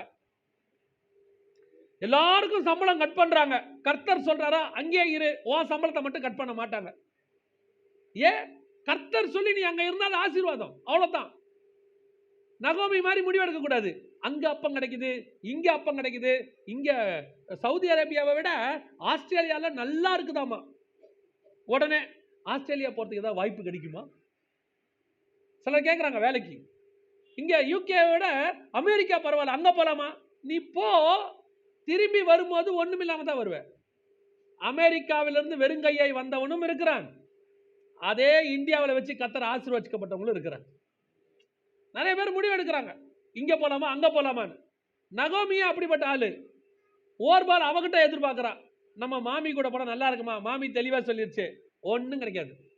ஏன்? நானே ஒன்றும் இல்லாத ஆளு, நான் எங்கிட்டே ஒன்றும் இல்லை. கர்த்தர் எல்லாத்தையும் என்ன பண்ணிட்டாரு எங்கிட்ட இருந்து. இதில் வேற என்ன வார்த்தை சொல்லுவாங்க தெரியுமா? அந்த வசனத்தை வாசிங்களேன், 22 வாசிங்க. நான் நிறைவுள்ளவளாய் போனேன், கர்த்தர் என்னை வெறுமையாக்கி திரும்ப பண்ணினார். கர்த்தர் என்னை சிறுமப்படுத்தி சர்வ வல்லவர் என்னை கிளேசப்படுத்தியிருக்கையில் நீங்கள் என்னை நகோமி என்பானேன் என்றாள். ஆண்டவரா சொன்னார், உன்னை போக சொல்லி மோவாபுக்கு போன ஆண்டவரா சொன்னாரு. செய்யறதெல்லாம் செஞ்சு போடுறது, பழைய தூக்கி யார் மேலே போடுறது? கர்த்தர் மேலே போடுறது. எவங்க கூடயாவது பார்ட்னர் சேராதனா சேர்ந்து விடுறது, இன்வெஸ்ட்மெண்ட் பண்ணி விடுறது. ஆரம்பிக்கிற அன்னைக்கு மட்டும் ஜாம் பண்றது, கர்த்தாவே எங்களை ஆசீர்வதியும். நீ ஆரம்பிக்கிற அன்னைக்கு ஜாம் பண்ணக்கூடாது.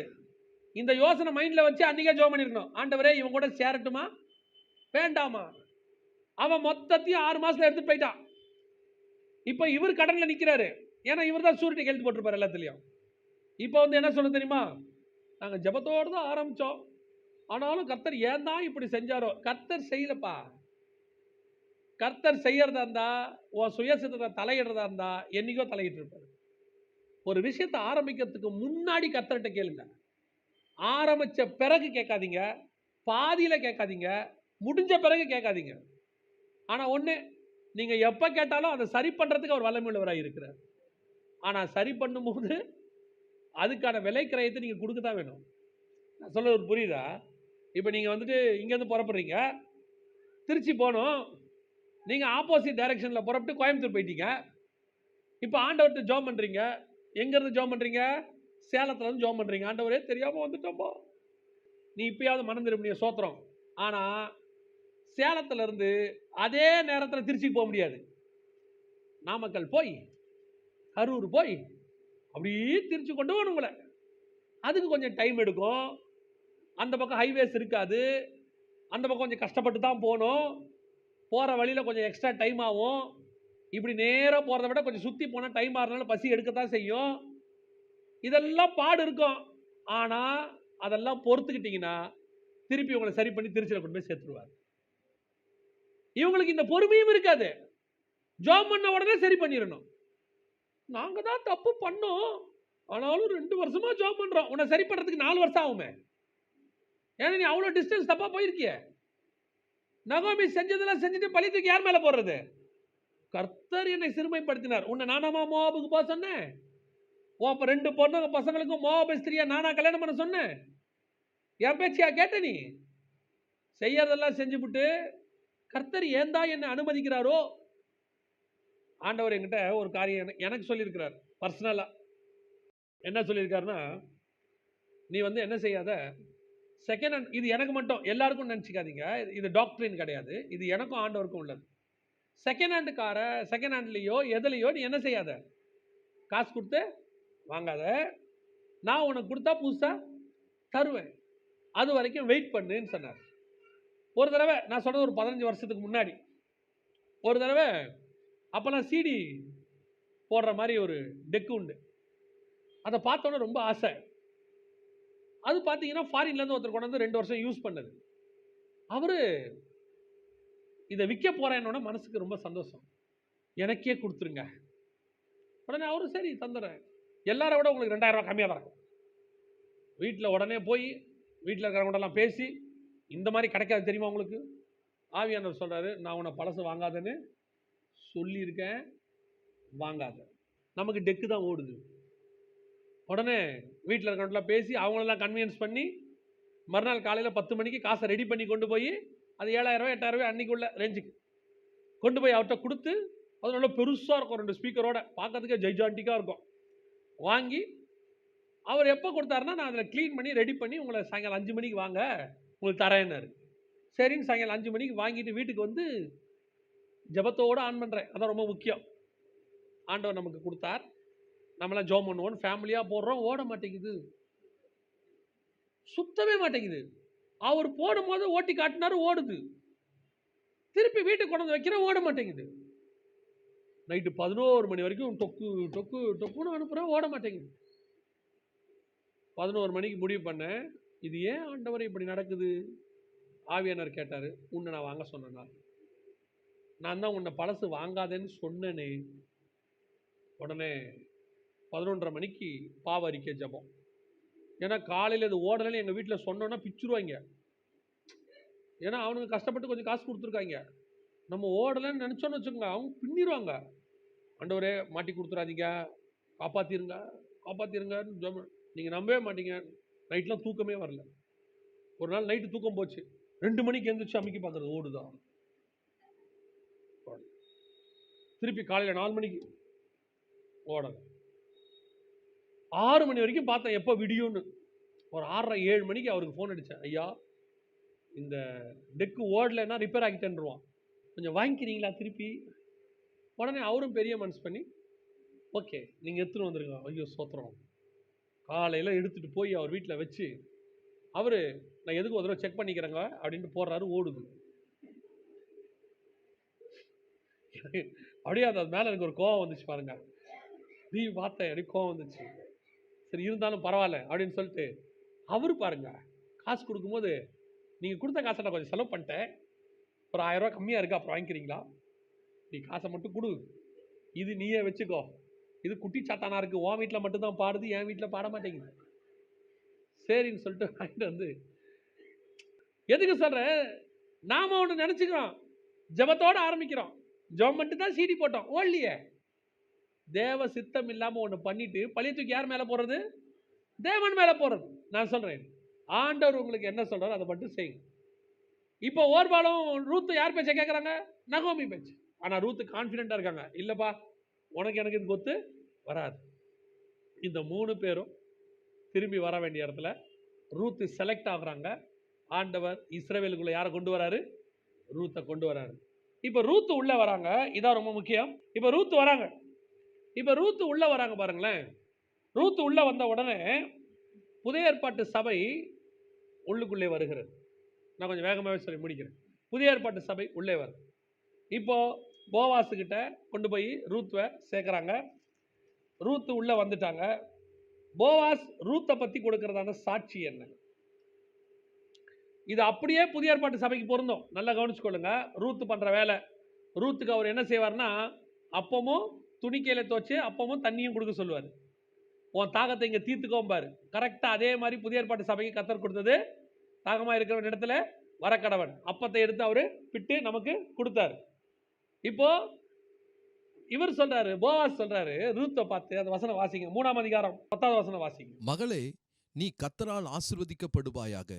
நீ தரித்திரரும் ஐஸ்வர்யவான்களுமான வாலிபர்களின் பிறகே போகாததினால் உன் முந்தின நற்குணத்தை பார்க்கலும் உன் பிந்தின நற்குணம் உத்தமமாய் இருக்கிறது. பிந்தின நற்குணம் உத்தமமாய் இருக்கு. இப்ப ரூத்தை பார்க்கறாரு. ரூத் வந்து யார் காலில் வந்து விழுந்திருக்கிறாங்க? போவாஸ் காலில் விழுந்திருக்கிறாங்க. போவாஸ் யாரு? வயசான ஆளு. போவாஸ் பணக்காரர் தான், ஆனா என்ன ஆளு? வயசான ஆளு. இப்ப அவர் சொல்றாரு, இதே ஊருக்குள்ள வாலிபனும் ஐஸ்வர்யவானும் தரித்திரமான எத்தனையோ வாலிபர்கள் இருக்கிறாங்க. அத்தனை பேரையும் விட்டுட்டு இப்ப நீ எங்க வந்திருக்கிற? ஒரு வயசான கிழவனுக்கு பின்னாடி வந்திருக்கிற. போவாஸுக்கு எவ்வளவு வயசு இருக்கும் நீங்க நினைக்கிறீங்க? போவாஸ் வந்து நகோமிய கல்யாணம் பண்ற அளவுக்கு வயசு உள்ளவரான். புரியுதா? போவாஸ் யாருக்கு? நகோமிய கல்யாணம் பண்ற அளவுக்கு வயசு உள்ளவர். நகோமி நினைச்சிருந்தா போவாஸ நகோமிய கல்யாணம் பண்ணிருக்கலாம். ஏன்னா ராகாப்புக்கு அடுத்து யார் தான் வர்றது? போவாஸ் தான் வர்றாரு. அப்பனா போவாஸ் வயசானவர். போவாஸ் எப்படிப்பட்டவர்? வயசானவர். நல்லா கவனிங்க. இப்ப இந்த போவாஸ் புதிய ஏற்பாட்டு சபை யாரை செலக்ட் பண்ணுதுன்னு கேட்டீங்கன்னு சொன்னா, தன் கண்களுக்கு விருப்பமானவனை அல்ல, வாலிபர்களை அல்ல, தன்னை சந்தோஷப்படுத்துறவனை அல்ல, இந்த போவாஸுக்கு விரும்பத்தக்க ரூபம் இல்லாதிருந்தும் தேவ சித்தம் என்னவோ நகோமியின் பேச்சை கேட்டு தனக்கு என்ன உத்தரவு கொடுக்கப்பட்டதோ அந்த மணவாளனை தெரிந்து கொள்கிறது. அதுதான் முக்கியம். இன்னைக்கு நாம யாரை தெரிஞ்சுக்கொள்றோம்? நம்ம பார்க்கறதுக்கு யாரை செலக்ட் பண்றோம்? எந்த மணவாளனை செலக்ட் பண்றோம்? ஆண்டவர் சொல்றாரு இஸ்ரவேலை பார்த்து, நீ அசிரியரோடும் எகிப்தியரோடும் நீ உன்னை தெரிஞ்சு கொண்ட, அவங்களுக்கு மணவாளன் அங்க தெரிஞ்சுக்கிட்ட, அவங்களோட விபச்சாரம் பண்ண. ஆனா இந்த மணவாளன் யாரு? இயேசு கிறிஸ்து யாரு? விரும்பத்தக்க ரூபம் இல்லாதவர். இவர் பரலோகத்தில் முற்றிலும் அழகுள்ளவர். ஆனா புதிய ஏற்பாட்டு சபைக்கு வரும்போது இயேசு கிறிஸ்து எப்படி தெரியுமா? ரொம்ப அழகான இதுல ஒரு விஷயம் இருக்கு. இயேசு இந்த போவாசுக்கு ஈக்குவலா அங்க வரார். எப்படின்னா, குளித்து எண்ணெய் பூசி வஸ்திரங்களை உடுத்திக்கொண்டு அவன் படுத்து கொண்ட போது, இந்த புசித்து குடித்து குளித்துனா என்ன தெரியுமா? ஆனந்த தைலத்தினால் என்னை அபிஷேகம் பண்ணினார். எந்த ஆனந்த தைலம்? உபத்திரவத்தினால இயேசு என்ன பண்ணாரு? அபிஷேகம் பண்ணினார். ரெண்டாவது, குடித்து இயேசு சொல்றாரு, நான் பண்ண வேண்டிய ஒரு பானம் இருக்கிறது, அதான் உபத்திரவம். எல்லாம் முடிச்சு இயேசுவை துணியில சுத்தி என்ன பண்ணிட்டாங்க? படுக்க வச்சுட்டாங்க. போவாஸ் படுத்து கொண்ட போது. புதிய ஏற்பாட்டு சபை எப்ப இயேசு கிட்ட வந்து ஜாயின் பண்ணிச்சு தெரியுமா? இயேசு உயிரோடு கூட இருக்கும் போது இல்ல, இயேசு படுத்து கொண்ட போது. புதிய ஏற்பாட்டு சபை உருவானது இயேசுடைய மரணத்துல. அதுக்கு அடையாளமா போவாஸ் என்ன பண்றாரு? படுத்து கொண்டார். என்ன ஒரு லிங்க் இருக்கு பாருங்க. இப்ப இயேசுக்கு விரும்பத்தக்க ரூபம் இல்லை, இயேசு படுத்து கொண்டார். மரணம். இயேசுவை நாம் எங்கே தெரிந்து கொண்டோம்? இஸ்ரவேலர்கள் ஆசீர்வாதத்தில் தெரிந்து கொண்டார்கள், நாம் அவரை மரணத்தில் தெரிந்து கொண்டோம். இஸ்ரவேலர்கள் அவரை அற்புத அடையாளங்கள் செய்து விடுதலையாக்கும் போது தெரிந்து கொண்டார்கள். நீங்களும் நானும் அவரை உபத்திரவத்தின் புகையில சந்திச்சோம், கல்வாரியில சந்திச்சோம். நமக்கு ஆண்டவர் கொடுக்கும் போதே நித்திய ஜீவன் வாக்கு பண்ணும் போதே மரணத்தை தான் வாக்கு பண்ணாரு. இஸ்ரவேலர்களுக்கு என்ன சொன்னாரு? உங்களை உயிரோடு கூட்டிட்டு போவாங்க கானானுக்குன்னாரு. நம்மள என்ன சொன்னாரு? சிலுவை சுமந்து கொண்டு வான்னாரு. அவங்க சந்திச்ச விதமோ நாம சந்திச்ச விதமோ என்டையர்லி டிஃபரண்ட். இப்ப ரூத் போவாஸை சந்திக்கிறது என்னது? போவாஸ் புசித்து குடித்து, இயேசு நான் பண்ண வேண்டிய ஒரு பானம் இருக்கிறது, திருவிருந்து முடிக்கிறாரு. முடிச்சு போய் படுத்துட்டாரு போவாசு. இயேசு கிறிஸ்து கல்லறையில போய் படுத்தாச்சு கல்வாரியில. அப்பொழுது ரூத்து உள்ளே வருகிறார். அப்பதான் புதிய ஏற்பாட்டு சபை பிறக்கிறது. கரெக்டா கொண்டு எல்லாமே ஜாயின் ஆகும். ஜாயின் ஆன பிறகு இப்ப சொல்றாரு, போவாஸ் சொல்றாரு, எப்பா எல்லாரும் ஆசீர்வாதம் ஐஸ்வர்யம் சொல்றவங்களை தேடித்தான் போவாங்க, ஆனா நீ யாரை தேடி வந்திருக்க தெரியுமா? விரும்பத்தக்க ரூபம் இல்லாத ஒரு ஆளை தேடி வந்திருக்கிற. நீ யாரை தேடி வந்திருக்கிற தெரியுமா? என்ன இந்த ஆளால ஒரு பிரயோஜனம் இல்லை அப்படின்னு சொல்லி உலகமே தரித்திரம்னு சொன்ன இயேசுவை தேடி வந்திருக்கிறேன். அவர்கிட்ட இருக்கிற ஐஸ்வர்யம் வேற, அது தெரியும். ஆனா நீ வந்திருக்கிறது யாரை தேடி வந்திருக்கிற? ஐஸ்வர்யம் தரித்திரம் நிறைந்த வாலிபர்களை அல்ல, ஒரு வயசானவனை தேடி வந்திருக்க. நீ உன் உடலுக்காகவோ இந்த மாம்சத்துக்காகவோ வரவில்லை. நீ எதுக்காக வந்திருக்க? நகோமி சொன்னான்னு வந்திருக்கிற. நீ தேவ திட்டத்தின்படி இங்க வந்திருக்க. ஆண்டவர் கொண்டு வந்து அழகா ரூத்தை கொண்டு வந்து எங்க கொண்டு வந்தாரு? அந்த இடத்துல சேர்க்கிறார். நான் கடைசியா சொல்லிட்டு முடிக்கிறேன், நல்லா கவனிங்க. இப்போ போவாஸ் சொன்ன வார்த்தை என்ன தெரியுமா? உன் முந்தின கிரியை பார்க்கிலும் நீ ஒப்பு கொடுத்து வந்திய அதை பார்க்கலாம், எது மேலானது தெரியுமா? பிந்தின கிரியை. வாசிங்க வெளிப்படுத்தின விசேஷம் 2ஆம் அதிகாரம் 19ஆம் வசனம் வாசிங்க. உன் கிரியைகளையும் உன் அன்பையும் உன் ஊழியத்தையும் உன் விசுவாசத்தையும் உன் பொறுமையும் நீ முன்பு செய்த கிரியைகளிலும் பின்பு செய்த கிரியைகள் அதிகமாயிருக்கிறதையும் அறிந்திருக்கிறேன். புதிய ஏற்பாட்டு சபைக்கு என்ன வார்த்தையை ஆண்டவர் சொல்றாரோ அதே வார்த்தையை ரூத்துக்கு போவாஸ் சொல்லுவாப்ல. நீ முந்தி செய்த கிரியை பார்க்கிலும் பிந்தி செய்த கிரியை மேலானது. நீ ரட்சிக்கப்பட்ட போது வந்தியே அந்த கிரியையை பார்க்கிலும் நீ என் மரணத்தின் மூலமாக செய்ய போற கிரியை மேலானது. இப்ப என்ன கிரியை நடக்க போகுது?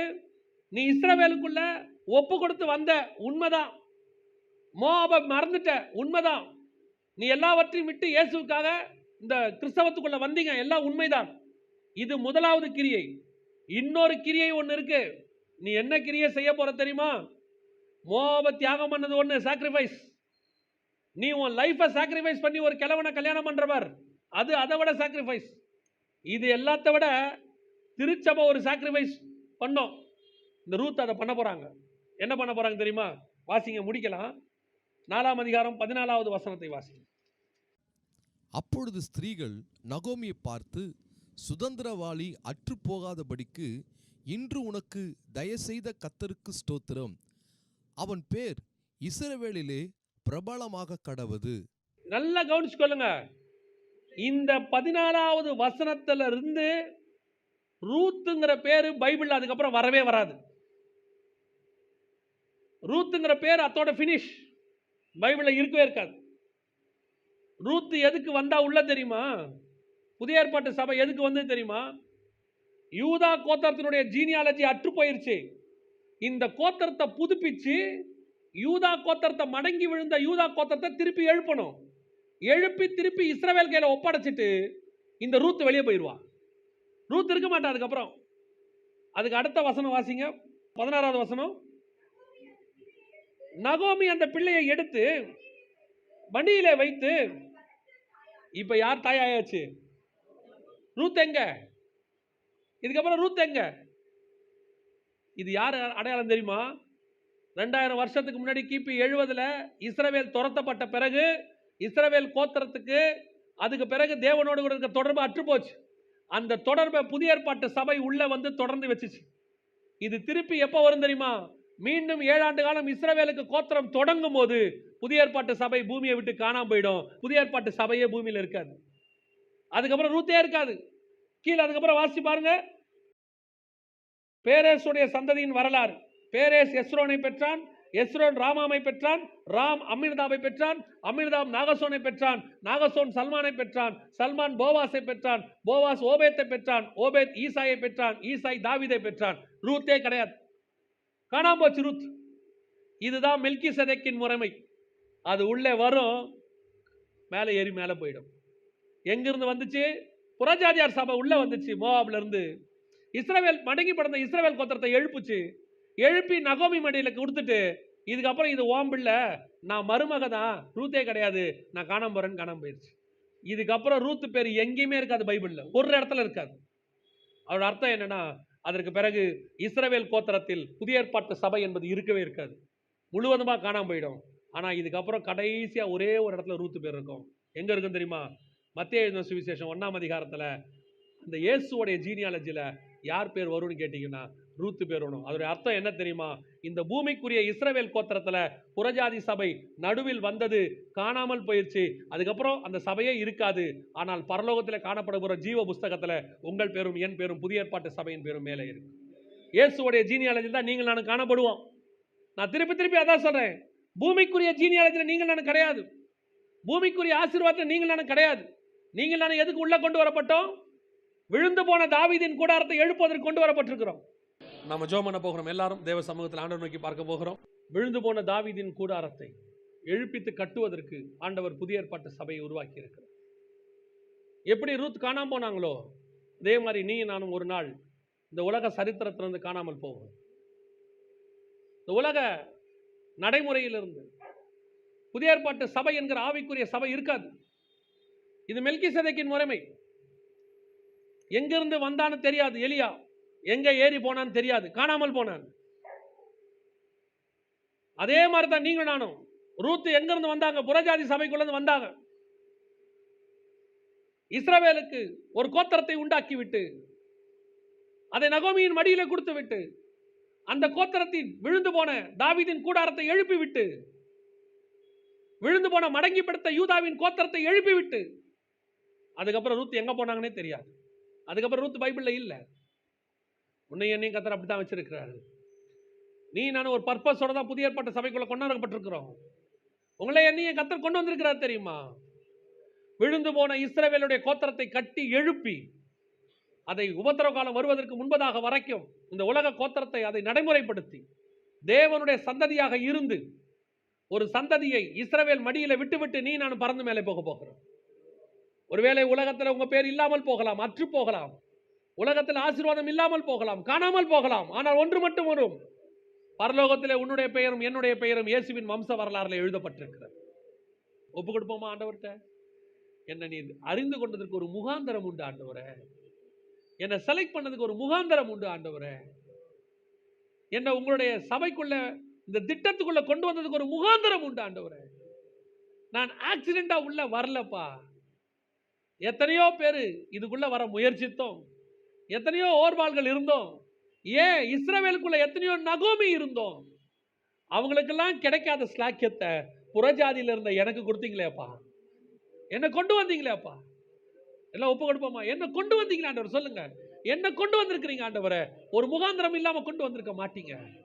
என்னை கொண்டு இந்த ஆவிக்குரிய வாழ்க்கையில என்ன செய்ய வேண்டும் என்று வைத்திருக்கிறீர்கள், இதை அதை செய்ய போறதுக்காக உங்களுக்கு ஸ்தோத்திரம். ஒருவேளை என் பெயர் இதனால் பெருமைப்படாமல் போகலாம். நான் செய்கிற ஊழியம், நான் செய்கிற காரியங்கள், நான் செய்கிறதான உமக்கென்று செய்கிற ஆவிக்குரிய காரியங்கள் உலகத்துக்கு தெரியாமல் போகலாம். மனுஷர்கள் பாராட்டாமல் போகலாம். ஒருவேளை மனுஷர்கள் நினைவு கூறாமல் போகலாம். ரூத்துவை போல நான் காணாமல் போகலாம். ஆனாலும் தேவன் தம்முடைய ஜீவ புஸ்தகத்தில் எங்கள் பெயரை எழுதி வைத்திருக்கிற தயவுக்காக உமக்கு நன்றி. நீர் அப்படி செய்கிற தயவுக்காக உமக்கு நன்றி. மகிமையுள்ள கரத்தில் ஒப்பு கொடுக்கிறோம் அப்பா. இந்த சத்தியத்தை நீர் எங்களுக்கு வெளிப்படுத்தி கொடுத்த தயவுக்காக ஸ்தோத்திரம். மகிமையுள்ள கரத்தில் தாழ்த்துகிறோம் எங்கள் ஆண்டவர் இயேசுவின் நாமத்தில் பிதாவே.